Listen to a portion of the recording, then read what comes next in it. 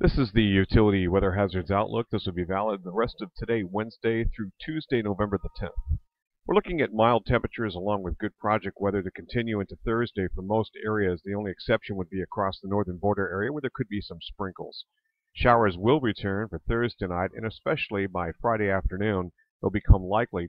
With the approach of a cold front, that cold front will pass on through during late Friday into Friday night.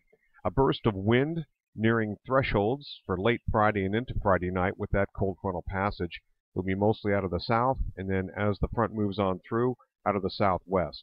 There could be a few snow flurries that are a possibility just for Saturday night before fair and dry weather returns and high pressure builds in for the early portions of next week on Monday and Tuesday.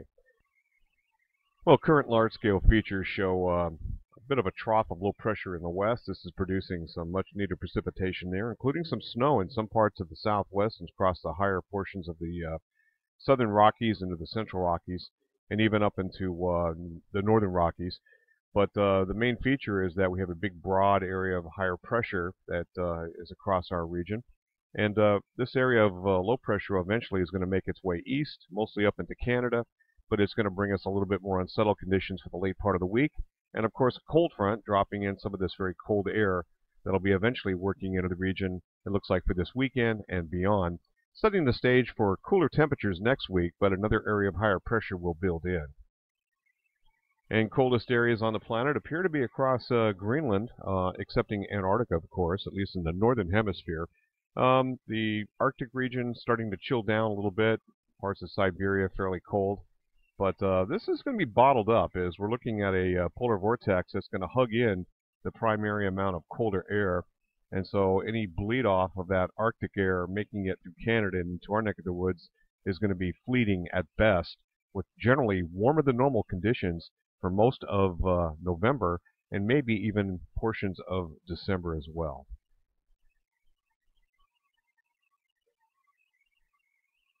Looking at the conditions right now, we have a low pressure center that is developing to the lee of the Rockies and the High Plains region. And this is going to be spinning up an area of low pressure that will then track to our north, but drag that cold front through. You can see the 500 millibar or 500 hectopascal thicknesses here with a big ridge of higher pressure. A lot of fog this morning in some parts of Vermont as well, but primarily across a wide area of the plains and into the south where moisture content was a lot thicker. But we are starting to see a return flow, and this is going to be wrapping around this ridge of higher pressure. This will not reach us until ahead of that cold front that'll be passing through along about Friday, where we're looking at some rain showers. Current temperature scheme seen here, and you can see that 50s and 60s already this morning at about 10 o'clock. And a lot of this is going to be rolling in and replacing the cooler weather that we see this morning. We're looking at a day that's going to feature temperatures around the 60-degree mark, maybe up to 65 in some of the warm spots, but even warmer conditions on Thursday. So looking at the latest charts here, every 6 hours, area of higher pressure across our neck of the woods here. This is that warm ridge of higher thicknesses supporting warmer temperatures. And we'll run the every 6 hours here. That area of higher pressure begins to push off to the southeast pretty rapidly here by tomorrow. And by the time we get into Thursday afternoon, you can see just a tiny bit of moisture. We're talking a hundredth to a couple hundredths of an inch, but some sprinkles across the northern tier areas. And hence, that's why Thursday afternoon could see a little bit of precip along the northern border area. Then more bodily, this is an area of low pressure working on in. The pressure fields definitely tighten up, and we have a gradient wind issue with this cold front that'll working on through. We're not looking at a lot in the way of precipitation. As it passes through Vermont, it looks like it dissipates out considerably from what we'll see near the Great Lakes. So that will weaken, and again, this will be in the warm sector, so no issues for any snow at that point in time.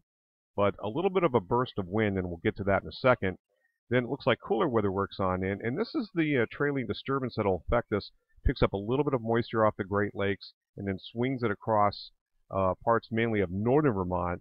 And as that takes place, we could see maybe just a little bit of flurry activity during the overnight period Saturday night into the early morning hours on Sunday.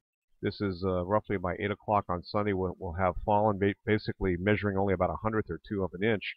and then it clears on out, area of higher pressure builds in, and we have some exceptionally fine, good project weather, albeit cooler as we get into next week.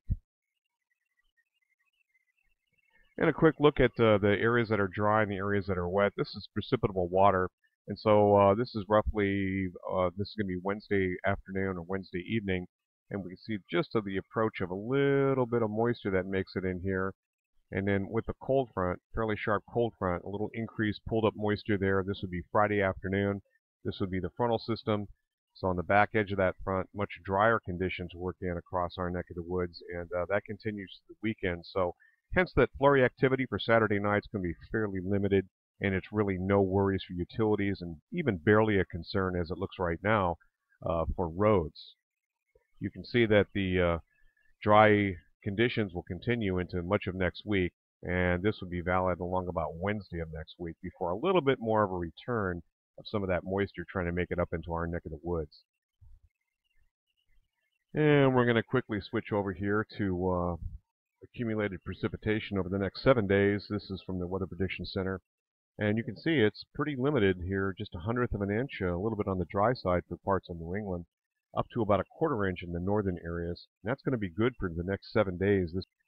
And then temperatures with the warmth that we've been seeing, you can see that we're anywhere from about 6 to 9 degrees above normal. Most of that is east of the plains, and of course the cool down in the west. What about 3 days later? Well, we cool down in the east, but we're still going to be a little bit above normal as it's all weighted. Again, this is 3 to 7 days out. This will be valid through, it looks like through about 8 p.m. Wednesday evening. Going to probabilistic forecasting, this is the GEFS or the GFS ensemble.